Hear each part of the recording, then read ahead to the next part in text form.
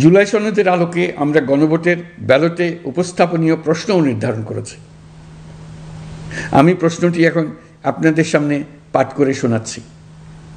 প্রশ্নটি হবে এরকম: আপনি কি জুলাই জাতীয় সনদ সংবিধান সংস্কার বাস্তবায়ন আদেশ 2025 এবং জুলাই জাতীয় সনদের লিপিবদ্ধ সংবিধান সংস্কার সম্পর্কিত নিম্নলিখিত প্রস্তাবগুলোর প্রতি আপনার সম্মতি জ্ঞাপন করছেন? ক, নির্বাচনকালীন সময়ে তত্ত্বাবধায়ক সরকার, নির্বাচন কমিশন এবং অন্যান্য সাংবিধানিক প্রতিষ্ঠান জুলাই সনদে বর্ণিত প্রক্রিয়ার আলোকে গঠন করা হবে।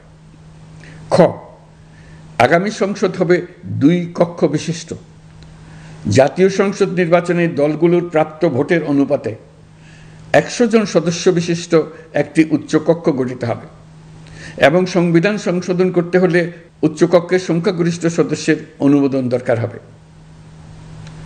গ, সংসদে নারীর প্রতিনিধি বৃদ্ধি, বিরোধী দল থেকে ডেপুটি স্পিকার ও সংসদীয় কমিটির সভাপতি নির্বাচন, প্রধানমন্ত্রীর মেয়াদ সীমিতকরণ, রাষ্ট্রপতির ক্ষমতা বৃদ্ধি, মৌলিক অধিকার সম্প্রসারণ, বিচার বিভাগের স্বাধীনতা ও স্থানীয় সরকার সহ বিভিন্ন বিষয়ে যে 30টি প্রস্তাবে জুলাই জাতীয় সনদে রাজনৈতিক দলগুলোর ঐকমত্য হয়েছে সেগুলো বাস্তবায়নে আগামী নির্বাচনে বিজয়ী দলগুলো বাধ্য থাকবে। ঘ, জুলাই সনদে বর্ণিত অন্যান্য সংস্কার রাজনৈতিক দলগুলোর প্রতিশ্রুতি অনুসারে বাস্তবায়ন করা হবে। গণভোটের দিন এই 4টি বিষয়ের উপর একটি মাত্র প্রশ্নে আপনি হ্যাঁ বা না ভোট দিয়ে আপনার মতামত জানাবেন। গণভোটের সংখ্যাগরিষ্ঠ ভোট হ্যাঁ সূচক হলে আগামী সংসদ নির্বাচনে নির্বাচিত প্রতিনিধি নিয়ে একটি সংবিধান সংস্কার পরিষদ গঠিত হবে। এই প্রতিনিধিগণ একই সাথে জাতীয় সংসদের সদস্য হিসেবে দায়িত্ব পালন করবেন। পরিষদ তার প্রথম অধিবেশন শুরুর তারিখ হতে 180 কার্যদিবসের মধ্যে সংবিধান সংস্কার করবে।